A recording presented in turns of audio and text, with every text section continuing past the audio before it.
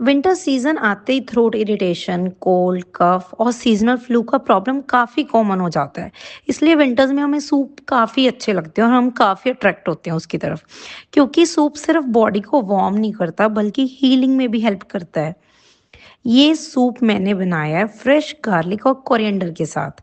Garlic एक natural antibiotic की तरह काम करता है, इम्यूनिटी को बूस्ट करता है, कोल्ड कफ के टाइम हमें सपोर्ट करता है और चेस्ट कंजेशन में भी रिलीफ देता है। कोरिएंडर थ्रोट को सूथ करता है, इन्फ्लेमेशन कम करता है, डाइजेशन के लिए भी काफ़ी लाइट होता है।